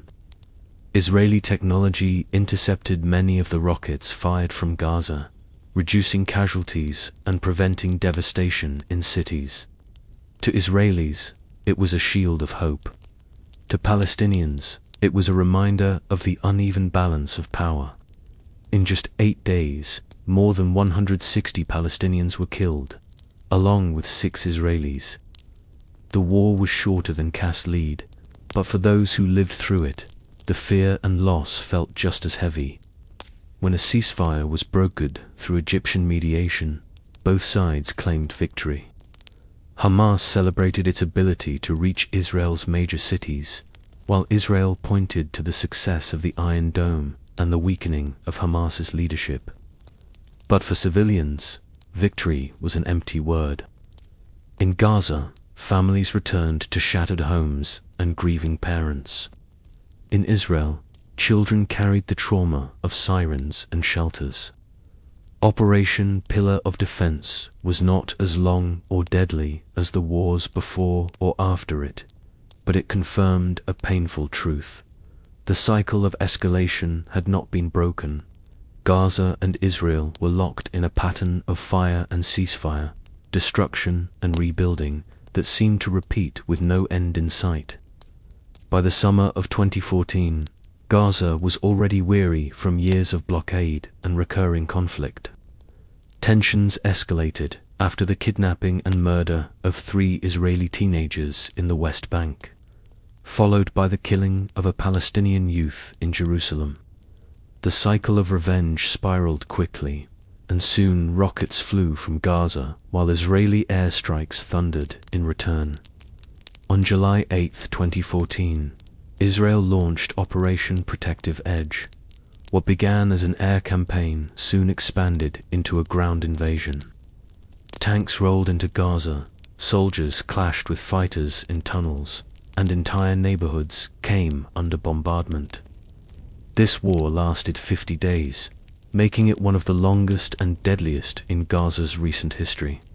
The scale of destruction was immense. More than 2,200 Palestinians were killed, the majority civilians, including hundreds of children. In Israel, 73 people lost their lives, most of them soldiers, but also civilians under rocket fire. In Gaza, entire families were buried under the rubble of collapsed apartment blocks. Hospitals struggled to cope with waves of wounded, operating under shortages of electricity, medicine, and supplies. Schools run by the United Nations became shelters for the displaced, yet even some of those were struck by shells. Israel argued that the operation was necessary to stop rocket fire and destroy a vast network of Hamas tunnels that reached into Israeli territory. Hamas claimed victory simply by surviving, pointing to its ability to launch rockets even as bombs fell. But for ordinary people, the war was not measured in claims of victory. It was measured in funerals, in children who could not sleep without nightmares, in homes reduced to dust.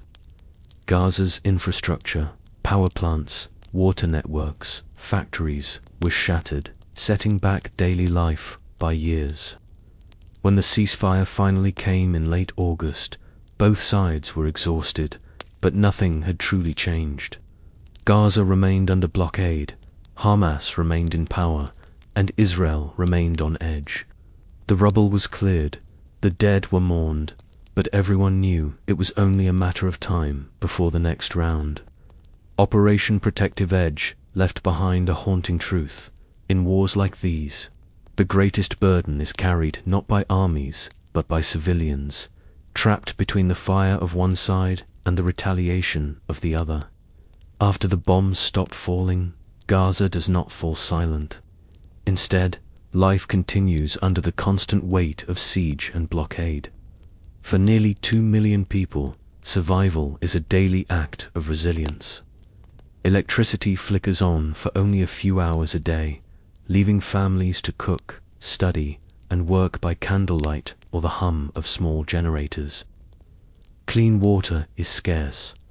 Much of what comes through the pipes is salty or polluted. Hospitals operate under strain, sometimes forced to choose who receives treatment first.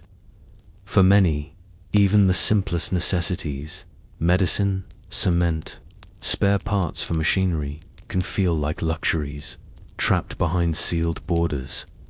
And yet, amid the hardship, there is life. In the markets of Gaza City, merchants still call out their prices, selling tomatoes, bread, and spices. Children chase soccer balls through alleys, their laughter echoing against concrete walls. Weddings are celebrated, songs are sung, and prayers rise from mosques each dawn and dusk. Families tell stories to their children, not only of war and loss, but of hope. They remind them of villages left behind in 1948, of olive groves and seas beyond the checkpoints, of dreams that one day the borders might open wide. Keys to lost homes, rusted with time, are still passed from hand to hand, symbols of memory and belonging. But the siege leaves its mark. Unemployment is among the highest in the world, and young people often feel trapped, their futures confined within narrow horizons. Many dream of leaving, yet few can. For some, despair turns to anger, feeding the cycle of resistance and conflict. For others, endurance becomes an act of quiet defiance, to live, to study, to raise a family, even when the world seems to have forgotten them. Life under siege is not only about deprivation, it is about resilience. The stubborn refusal to give up on tomorrow. In Gaza, every sunrise is proof that hope, though battered, still survives. By the spring of 2018, frustration in Gaza had reached a breaking point. Years of blockade, wars, and political division had left the Strip weary, yet restless. Then came a movement unlike any seen before, a mass protest known as the Great March of Return. It began on March 30th, 2018, when thousands of Palestinians gathered near the fence that separates Gaza from Israel. Families pitched tents, children carried flags, and elders spoke of villages lost in 1948. For them, the march was not just about breaking the blockade, it was about the right of return, the dream that refugees and their descendants might one day go back to the lands their families had fled or been expelled from.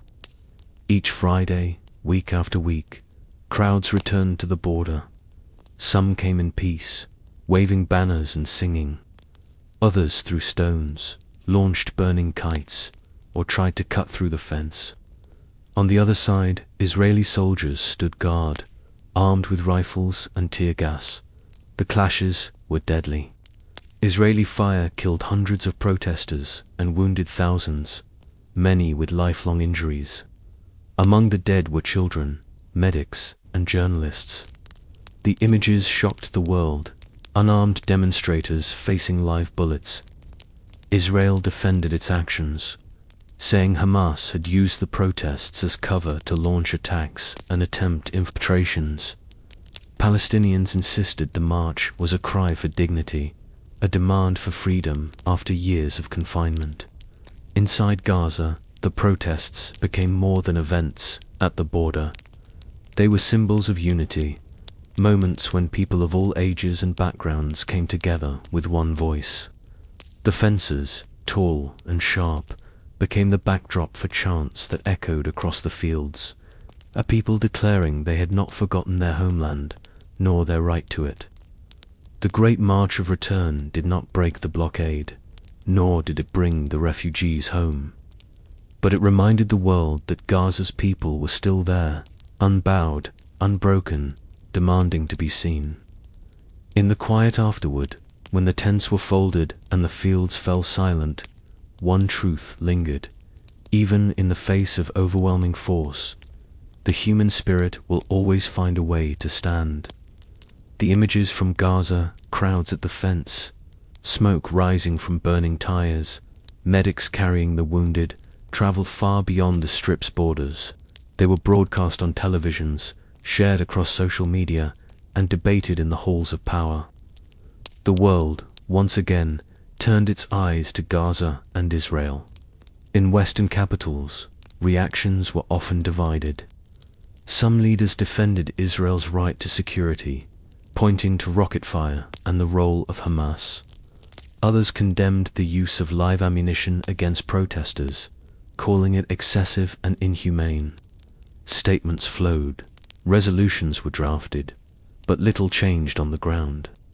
In the Arab world, outrage ran deep. Governments issued sharp condemnations, and streets filled with protests. Yet for many Palestinians, these words rang hollow.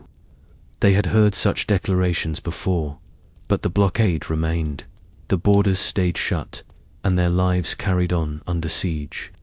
At the United Nations, debates grew heated. Human rights groups called for investigations, citing violations of international law. Israel insisted it was defending its citizens. Once more, the Security Council split along familiar lines, with vetoes silencing resolutions. Beyond politics, ordinary people across the globe raised their voices. Students marched, activists organized boycotts, and solidarity movements grew. At the same time, diaspora Jewish communities wrestled with painful questions: how to reconcile support for Israel with the suffering of Palestinians. For Gaza's people, international attention was a double-edged sword. On one hand, it gave them visibility, proof that their struggle had not been forgotten. On the other, it often felt like theater, words spoken far away, while life inside the Strip remained unchanged. The Great March of Return highlighted not only Gaza's pain, but also the world's divisions. To some, Gaza was a symbol of resistance. To others, it was a nest of militancy. Between those two images lay the lives of ordinary people, mothers, fathers, and children, waiting for a future beyond walls and wars. International reactions mattered, but they could not lift the blockade, nor heal the wounds of the dead and the wounded. And so, even as the world spoke, Gaza carried on, trapped in the silence that follows when speeches end. For decades, the Arab world had stood together in principle. No peace with Israel until Palestinians achieved statehood. But by 2020, the region was changing. New threats, new alliances, and new calculations reshaped the Middle East.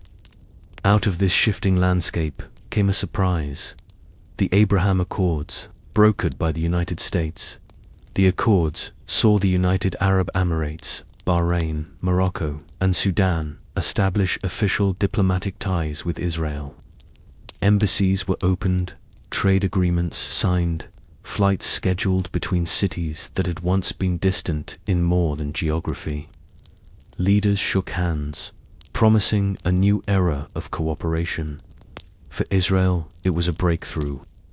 Long isolated in the region, it now had open partners among its Arab neighbors. The agreements promised economic opportunity, security cooperation, and the symbolic validation of being accepted beyond old enemies. But for Palestinians, the accords felt like betrayal. For years, they had believed that Arab solidarity was their strongest shield, that no nation would normalize ties with Israel while occupation and blockade continued. Now, they watched as one Arab capital after another signed agreements without demanding freedom for Gaza or the West Bank. The streets of Gaza reacted with anger and disillusionment. To many, the message was clear: they were alone.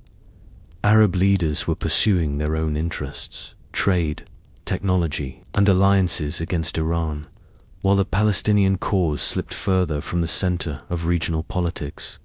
Internationally, the accords were hailed as a step toward peace. But in Gaza, peace felt farther away than ever.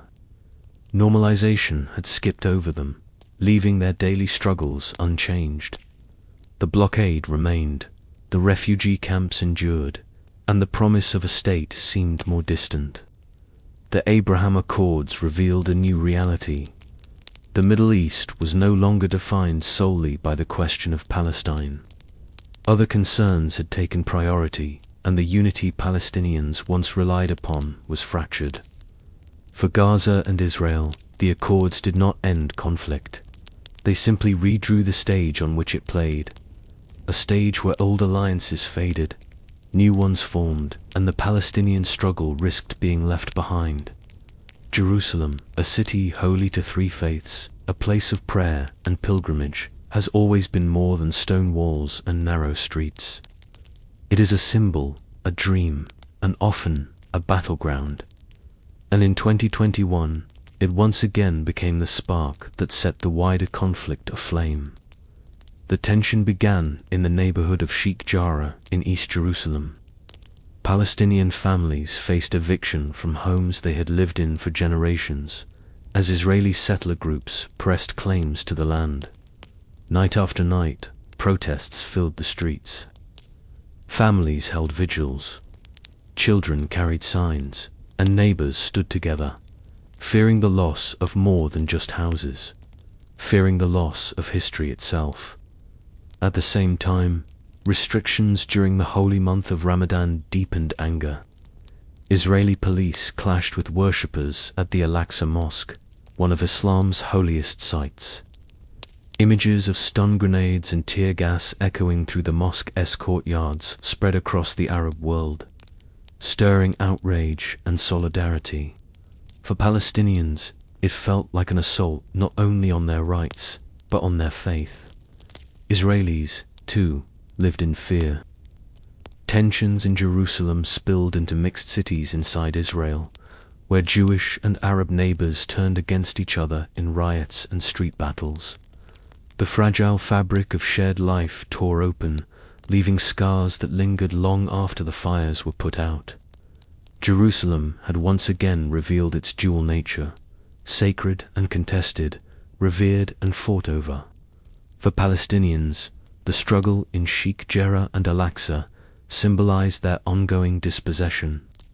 For Israelis, the unrest underscored their fears of instability and violence even within their own cities. And soon, the tension would not stay confined to Jerusalem.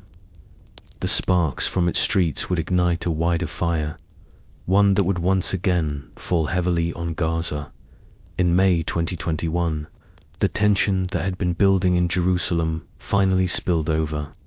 Clashes at the Al-Aqsa Mosque, the looming evictions in Sheikh Jarrah, and nightly confrontations between protesters and police lit a fuse that reached all the way to Gaza. On May 10th, Hamas launched rockets toward Jerusalem, declaring itself the defender of the holy city. Within hours, Israel responded with airstrikes on Gaza. What followed was 11 days of war, short compared to past conflicts, but fierce and devastating. Rockets rained down on Israeli cities, reaching farther than ever before. From Tel Aviv to Ashkelon, air raid sirens sent families racing to shelters. The Iron Dome missile defense system intercepted many rockets, lighting up the night sky with streaks of fire. For Israelis, it was both a shield and a reminder of their constant vulnerability. In Gaza, the response was overwhelming. Israeli warplanes struck apartment towers, tunnels, and government buildings. Entire blocks collapsed into rubble. Families huddled in their homes, uncertain if the next explosion would be theirs. More than 250 Palestinians were killed, including many women and children. In Israel, 13 people lost their lives, among them children caught by rocket fire. The images spread across the world: collapsing towers, frantic rescues, grieving families. Protests erupted from New York to London to Amman as millions called for an end to the bloodshed. Diplomats rushed to broker a ceasefire, while ordinary people once again paid the price of a war fought over politics, power, and pride. When the guns finally fell silent after 11 days, Gaza lay shattered yet again. Electricity and water were scarce, hospitals struggled, and families buried their dead. In Israel, relief came with quiet skies, but fear lingered, fear of when the next siren would sound. The 2021 Gaza war was not the longest, nor the deadliest, but it carried a heavy lesson. Even brief wars can leave deep scars, and it showed once more that Jerusalem's tensions, its stones, its homes, its sacred sites, could ignite flames far beyond the city's walls. War in Gaza and Israel has always been unequal, but in recent years, the battlefield itself has changed. No longer fought only with rifles and tanks, the conflict now unfolds with drones, cyber tools, and high-tech defenses, weapons that make the skies hum and the digital world part of the front line. For Israel, technology has become both shield and sword. The Iron Dome missile defense system, unveiled in the early 2010s, intercepts rockets before they strike cities. Its radar tracks incoming fire, launching missiles that explode mid-air in bright bursts of light. To Israeli families, it is a lifeline proof that science can protect them when politics cannot. But technology is not only defensive. Israeli drones circle Gaza's skies day and night, their buzzing a constant reminder of surveillance. Precision-guided bombs strike targets with devastating accuracy, collapsing buildings in seconds. Cyber operations, invisible but powerful, disrupt communications and networks. To Palestinians, these tools represent overwhelming force, a reminder that even the sky and the internet are not free. Yet Gaza too has adapted. Militants build and fire increasingly longer-range rockets, some homemade, others smuggled or engineered with foreign support. They dig tunnels, sometimes stretching for miles, to move fighters or attempt raids into Israeli territory. Small drones have appeared, carrying explosives or cameras. In a place cut off by blockade, resourcefulness becomes its own weapon. But behind the machines are human lives. Technology may promise precision, but civilians still bear the heaviest losses. A guided bomb may strike a target, yet the blast may also bury families in rubble. An intercepted rocket may save a city, yet the fragments fall somewhere else. The battlefield of Gaza and Israel is no longer only about soldiers on the ground. It is about engineers, programmers, and scientists whose inventions reshape how war is fought. But even with drones and defenses, tunnels and rockets, the cycle remains the same: destruction, fear, and mourning. In the end, technology changes the tools of war, but not its nature. For those in Gaza and Israel, the future may be filled with more machines in the sky and screens on the battlefield, but the human cost, as always, remains the same. In wars between nations, bombs and rockets may shape the battlefield, but words, images, and stories shape the world's perception. In Gaza and Israel, every conflict unfolds, not only in the skies above and the streets below, but also on screens across the globe. The struggle is as much about narratives as it is about territory. For Israel, media becomes a tool to explain its actions as self-defense. Officials speak of rocket attacks, of civilians under constant threat, of the Iron Dome standing guard against an unrelenting enemy. Press conferences, videos, and carefully crafted statements emphasize Israel's right to exist in safety, a message aimed at allies abroad and its own citizens at home. For Palestinians, the story told is one of survival under impossible conditions. Images of rubble, grieving parents, and wounded children are shared across social media, bypassing official channels to reach the world directly. Gaza, cut off and besieged, relies on these pictures to speak for its people, to show that they, too, are human beings longing for dignity and life. International media reflects this divide. Some outlets highlight Israel's fears and Hamas's rockets. Others amplify Gaza's suffering and the imbalance of power. Rarely does the coverage capture the whole truth, that both peoples carry wounds, both bury their children, both fear the night when sirens or bombs will sound again.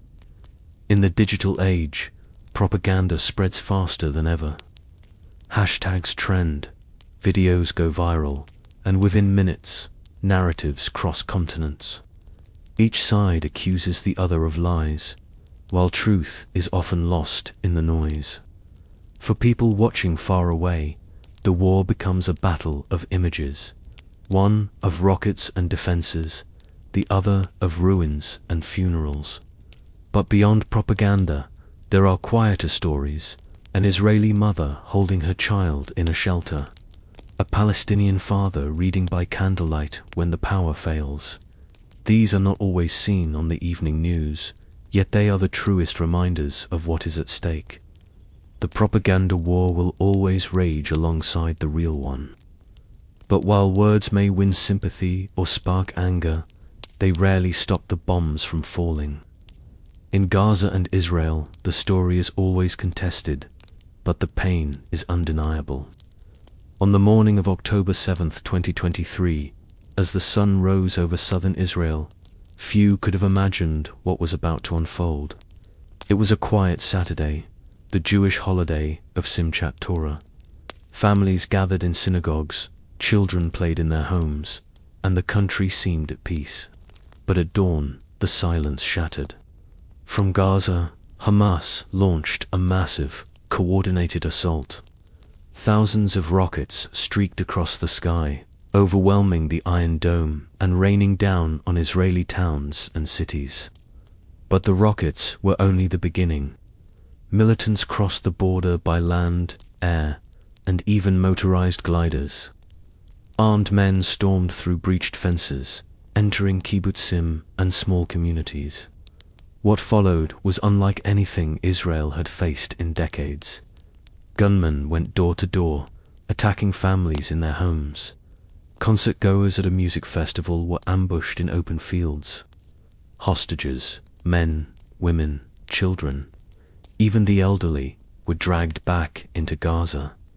The scale of the assault left Israel stunned. By the end of that single day, more than 1,000 Israelis were dead, the deadliest day in the nation's history since its founding in 1948. The brutality of the attacks, entire families wiped out, civilians targeted without mercy, shocked the world. For Israelis, October 7th became a day of trauma, a wound that would never fade. It shattered their sense of security, reminding them that even the most guarded borders could be pierced. For Palestinians in Gaza, Hamas hailed the operation as resistance, but civilians braced for the inevitable, that Israel's response would be swift, overwhelming, and merciless. October 7th was more than just an attack. It was a rupture, a moment that changed the trajectory of the conflict, setting in motion one of the most devastating wars Gaza and Israel had ever seen. The dawn had begun with quiet prayers. By nightfall, it ended with smoke, grief, and the sense that a new and darker chapter had opened.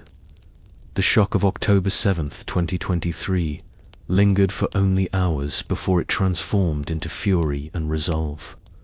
Israel, stunned by the scale of the attack, declared it was now at war. Prime Minister and military leaders promised to dismantle Hamas's power in Gaza, to ensure that such a day of horror could never happen again. Almost immediately, the skies above Gaza roared with jets. Airstrikes pounded the strip, hitting homes, offices, roads, and entire neighborhoods.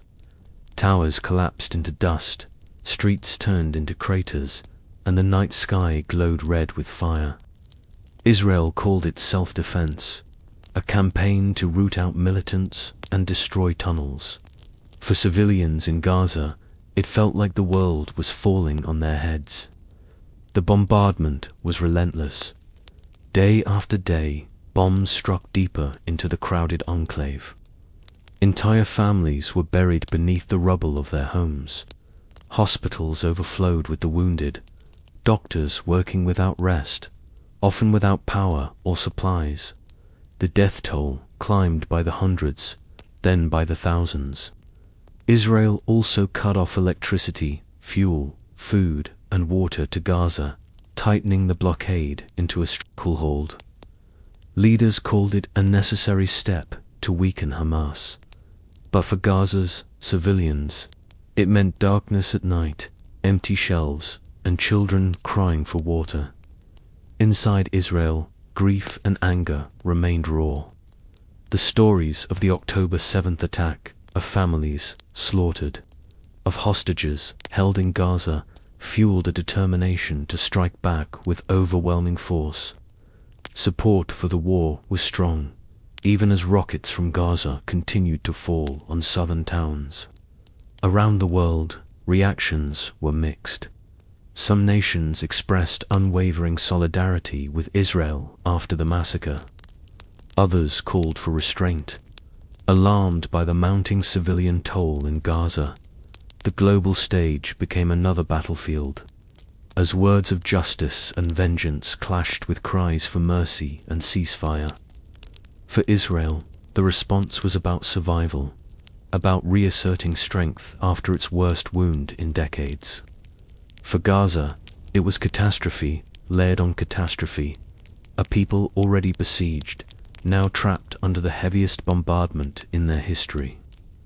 The war had begun in fire, and its flames were only growing higher. As Israeli bombs rained down on Gaza in the weeks after October 7th, 2023, a humanitarian disaster unfolded. Gaza, already fragile after years of blockade, was plunged into its darkest days. Hospitals became war zones. Doctors operated without anesthesia, stitching wounds by flashlight when power failed. Generators sputtered as fuel ran out. Families crowded into hallways, carrying the wounded and the dying. With supplies cut off, even the simplest medicines grew scarce. Surgeons faced impossible choices. Who to save when there were not enough resources for all? Shelters overflowed. Hundreds of thousands fled their homes, seeking safety in schools, mosques, and UN buildings. But in a place as small as Gaza, there was no escape. Bombs struck near shelters, forcing families to move again and again, carrying little more than their children and the clothes on their backs. Food and water dwindled. Bread lines stretched for hours. Mothers rationed what little they had, often going hungry themselves so their children could eat. Clean water became a luxury, and the risk of disease grew in the crowded shelters. International aid agencies pleaded for safe corridors, for fuel and medicine to be allowed in. Convoys of trucks lined up at Gaza's borders, waiting for permission to enter. Some made it through, but far too few. The crisis deepened with every passing day. Around the world, voices rose in alarm. Unofficials warned of a humanitarian catastrophe. Human rights groups called for an immediate ceasefire. Religious leaders prayed for mercy. Yet inside Gaza, the people could only endure day by day, as survival itself became the only goal. For Palestinians, the humanitarian crisis was not only about bombs and rubble. It was about being cut off from the basic necessities of life. For Israelis, the suffering in Gaza was overshadowed by their own grief and anger after October 7th, as the demand for security outweighed calls for restraint. In the end, the war was not measured only in rockets and strikes, but in bread lines, empty hospitals, and children sleeping in the cold. The humanitarian crisis of Gaza became a wound visible to the entire world, a plea for compassion amid the fire of war. As Gaza burned and Israel mourned, the shockwaves of the conflict spread far beyond the region. From New York to London, from Jakarta to Johannesburg, streets filled with protesters. Flags were raised, chants echoed through city squares, and voices demanded an end to the bloodshed. In some cities, demonstrators waved the Palestinian flag, calling for justice, freedom, and an end to what they saw as collective punishment. In others, crowds gathered in solidarity with Israel, condemning the brutality of the October 7th attacks and expressing support for its right to defend itself. Around the globe, sidewalks became stages for competing narratives, each shaped by pain and conviction. Diplomats, too, scrambled to act. The United Nations convened emergency sessions, its halls filled with heated debate. Resolutions were drafted, words of condemnation and concern spoken, but the Security Council remained divided, with vetoes silencing action. Humanitarian corridors were discussed, yet aid trickled in far too slowly. The United States stood firmly with Israel, pledging military aid and diplomatic support, while also pressing for restraint. Egypt and Qatar mediated between Israel and Hamas, hosting tense negotiations behind closed doors. European nations issued statements of concern, walking a careful line between solidarity with Israel and calls to protect Palestinian civilians. On social media, the war was fought in hashtags and viral videos. Images of rubble, funerals, rockets, and sirens spread instantly, fueling outrage and polarizing opinions. For some, the digital world was the only battlefield they could join, amplifying voices that demanded change. Yet, despite the protests, the speeches, and the diplomatic shuttle visits, the war raged on. The people of Gaza continued to count their dead, while Israelis still lived in fear of rockets and memories of October 7th. The world reacted loudly, passionately, and often angrily. But for those on the ground, in Gaza's shelters and Israel's border towns, the question remained the same. When would the shouting stop, and when would the suffering end? As the bombs fell on Gaza and rockets continued to fly toward Israel, diplomats raced to stop the war. Phones rang in Washington, Cairo, Doha, and Ankara. Delegations met in quiet rooms, shuttling proposals back and forth. Words of urgency filled the air. Ceasefire, truce, de-escalation. But on the ground, the war did not pause for diplomacy. While leaders argued over terms, families buried their dead. While papers were drafted, airstrikes and sirens carried on.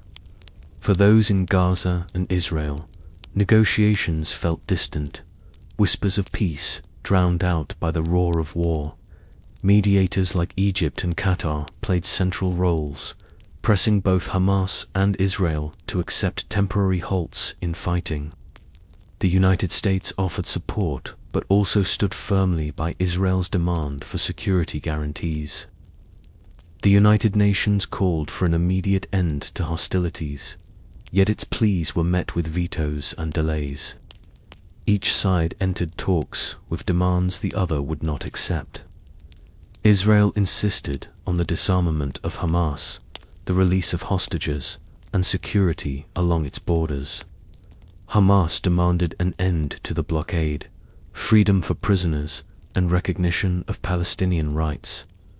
Neither side trusted the other, and so the talks circled endlessly, fragile and unresolved. Sometimes a ceasefire would hold for a few days, sometimes for weeks. But just as often, it would collapse with the sound of a rocket or the strike of a bomb. Stalemate became the rhythm. Fight, pause, fight again. For civilians, these pauses were not peace. They were moments to search the rubble, to bury loved ones, to restock bread and water before the next wave of violence. Every ceasefire was fragile, every truce temporary, every negotiation unfinished. The cycle of talks and stalemates revealed a painful truth. There could be no lasting ceasefire without trust, and there could be no trust without justice. And so, even as pens moved and hands shook, the war beneath continued to burn. Since the very beginning of the conflict, the United Nations has stood as both witness and mediator. It was the UN that voted for the partition plan in 1947, hoping to divide the land peacefully. It was the UN that established agencies like UNRWA to care for the waves of Palestinian refugees. And it is the UN that, year after year, gathers to debate resolutions, condemnations, and appeals for peace. But in Gaza and Israel, the UN has often felt like a voice calling into the wind. Its statements may be powerful, but its ability to act is limited. The Security Council is divided.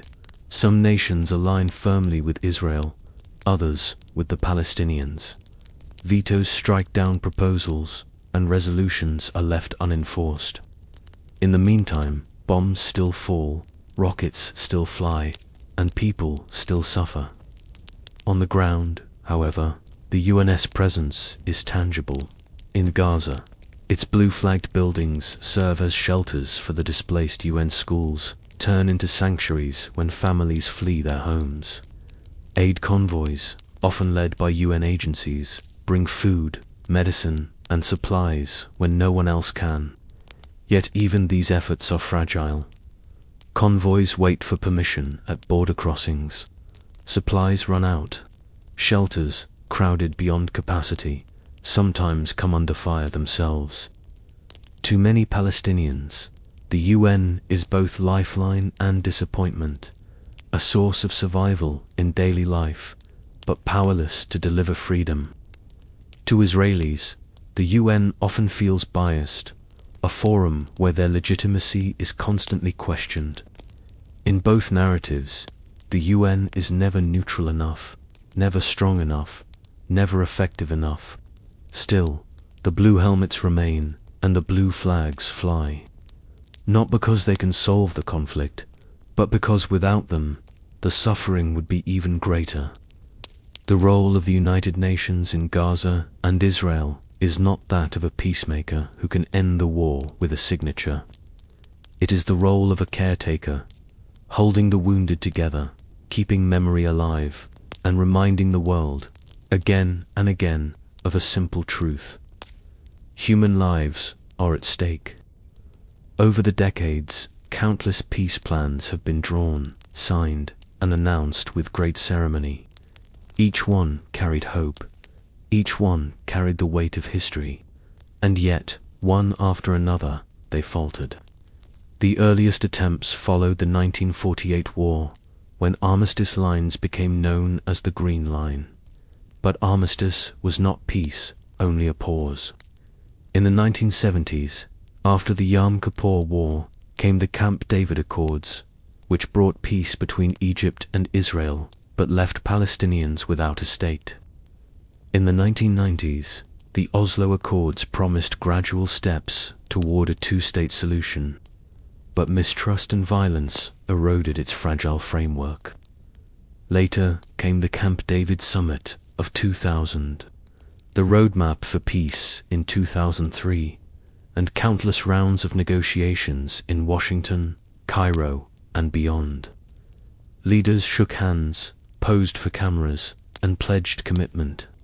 Yet on the ground, settlements expanded, checkpoints multiplied, and rockets flew. Each failure deepened bitterness. Each broken promise hardened hearts. Why do these plans fail? Often, it is because they ask each side to give up what they consider non-negotiable. For Palestinians, the right of return for refugees, the end of occupation, and sovereignty in Jerusalem. For Israelis, the guarantee of security, recognition of the Jewish state, and protection from violence. When the core of one people's dream clashes with the core of another's survival, paper agreements cannot hold. And yet, peace plans matter. Even in failure, they keep alive the vision of coexistence. They remind the world that conflict is not destiny, that dialogue is possible. For every handshake that collapses into war, there remains the memory of leaders daring, even briefly, to imagine another path. In Gaza, where rubble and grief often define daily life, peace plans feel distant, like promises whispered from faraway capitals.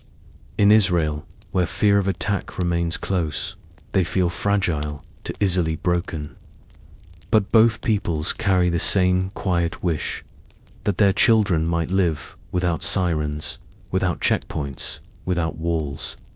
Peace plans may fail again and again, but the dream behind them of two peoples living side by side, free and secure, endures, waiting for the day when leaders find the courage and trust to make it real. For more than 7 decades, the conflict between Gaza and Israel has not only destroyed buildings and claimed lives, it has shaped generations. Children have grown up knowing little but war, their earliest memories marked not by playgrounds and schoolbooks, but by sirens, smoke, and fear. In Gaza, a child's life is measured in wars. A boy born in 2008 has already lived through multiple bombardments by the time he reaches his teens. A girl may recall not her first day of school, but her first night in a crowded shelter, listening to bombs fall nearby. The constant hum of drones above becomes the soundtrack of childhood. Dreams are fragile when sleep itself is shattered by explosions. Across the border in Israel, children carry a different weight. They grow up with the shrill cry of rocket sirens, with hurried runs to shelters, with school drills teaching them to take cover. Birthdays, family gatherings, ordinary routines, all can be interrupted by the fear that a rocket may fall at any moment.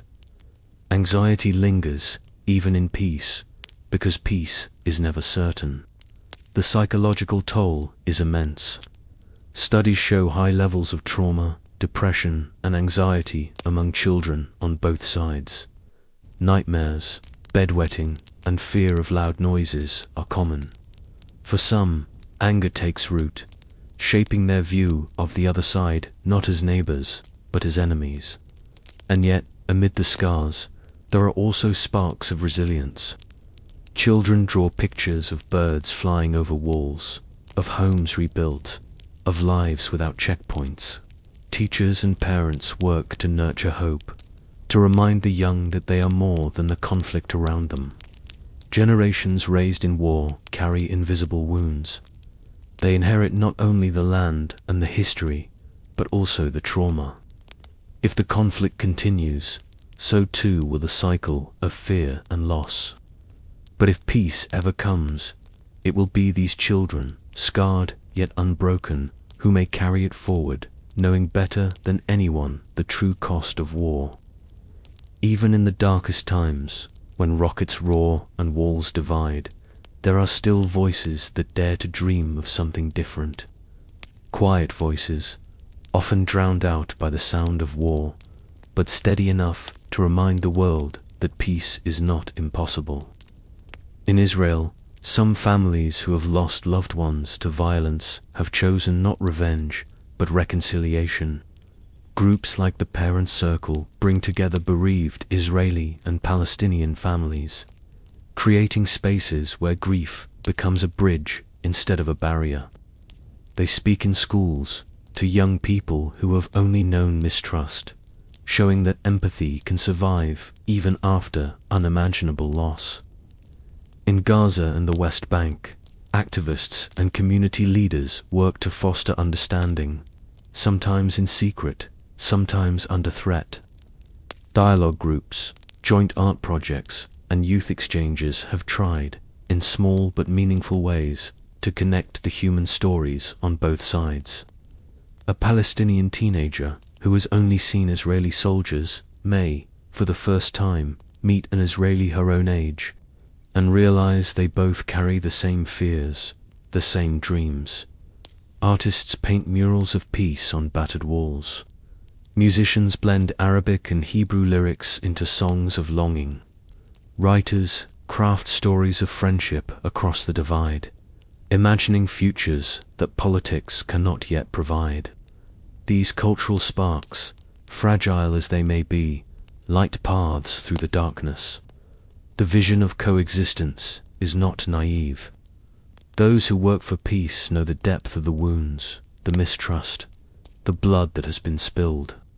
But they also know that without imagination, there can be no future beyond war. Coexistence does not mean forgetting the past. It means remembering it differently, as a lesson rather than a curse, as a warning rather than a destiny. And so, while leaders argue and armies clash, ordinary people quietly plant the seeds of tomorrow. They do not yet know if those seeds will grow, but they plant them anyway, believing that one day, perhaps, children on both sides will walk the same streets without fear. The story of Gaza and Israel is not just history written in books. It is a story still unfolding, day by day, in the lives of millions. It is a story of faith and fear, of exile and return, of survival and longing. It is a story with no easy answers, yet one that the world cannot turn away from.